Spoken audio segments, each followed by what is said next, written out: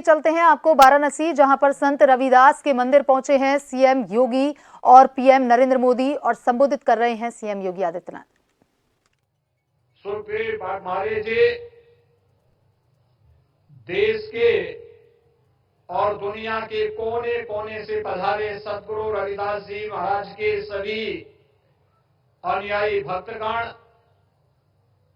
उपस्थित बहनों और भाइयों, आज काशी की धरती पर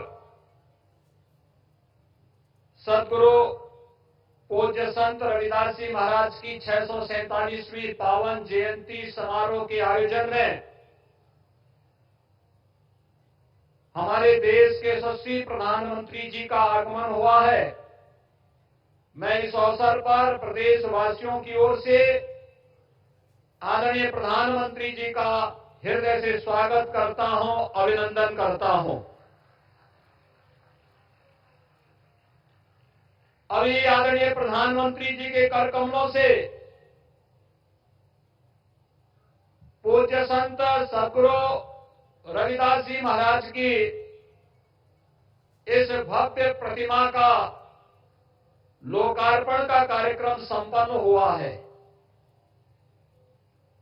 इस अवसर पर प्रधानमंत्री जी के कर कमलों से अभी बहुत सारे कार्यक्रमों का लोकार्पण और शिलान्यास का कार्यक्रम आयोजित होना है। मैं अग्रिम रूप से सदगुरु पूज्य संत रविदास जी महाराज के सभी अनुयायियों को, भक्तों को, काशीवासियों को, आप सबको इस अवसर पर हृदय से बधाई देता हूं। आप सबके प्रति अपनी शुभकामनाएं भी देता हूं। आज हम श्री गोवर्धनपुर में आते हैं तो यहां पर हम लोगों को एक नया स्वरूप काशी की ही तर्ज पर देखने को मिलता है। आज से 10 वर्ष पहले यह एक कल्पना थी, विवाद थे। ये जो यहां पे समागम होता है, इतना भव्य समागम, जगह नहीं मिल पाती थी, सड़कें संकरी थी। लेकिन हम सब आभारी हैं आदरणीय प्रधानमंत्री जी के, जिनकी दूरदर्शिता, जिनका मार्गदर्शन और जिनके नेतृत्व में आज सदगुरु पूज्य संत रविदास जी महाराज का पावन तीर्थ देश 1947 में आजाद हुआ। आजादी के पहले भी बोलने के लिए तो बहुत सारे लोग घोषणाएं करते थे, लेकिन सचमुच क्या कार्य हो पाया था? लेकिन आज सही मायने में कोई कार्य कर रहा है। किसी ने जगतगुरु रामानंद जी की शिक्षाओं का, सदगुरु रविदास जी महाराज की शिक्षाओं का अनुसरण करके व्यवहारिक धरातल पर उतारने का कार्य किया है, तो वह नाम है देश के आज के यशस्वी प्रधानमंत्री श्री आदरणीय श्री नरेंद्र मोदी जी का। जगतगुरु रामानंद जी ने यही तो बात कही थी कि जाति पाति पूछे नहीं कोई, हरि को भजे सो हरि का होई। और यह आज हम सबको देखने को मिल रहा है। समाज में सबका साथ और सबके विकास का यह मंत्र पूरे देश के अंदर हर उस गरीब को जिसके पास सिर ढकने के लिए छत नहीं है, मकान मिल रहा है। जिस गरीब के पास शौचालय नहीं है, उसको शौचालय मिल रहा है। 5 लाख रुपए के आयुष्मान भारत की गारंटी मिल रही है और जीवन की वे सभी आवश्यकताओं की पूर्ति करने के साथ ही यहां पे जो भी सांपला जी कह रहे थे, बाबा साहब भीमराव अंबेडकर से जुड़े हुए पंच तीर्थों को जो सम्मान दिलाने का कार्य स्वतंत्र भारत के अंदर किया गया, यह भी अद्भुत कार्य पहली बार हुआ है।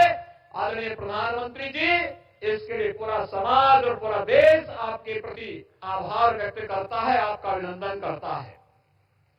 और काशी की धरती में तो आपने जो नई प्रेरणा दी है काशी की धरती के माध्यम से देश और दुनिया को, वो अद्भुत है, एक नई मिसाल है।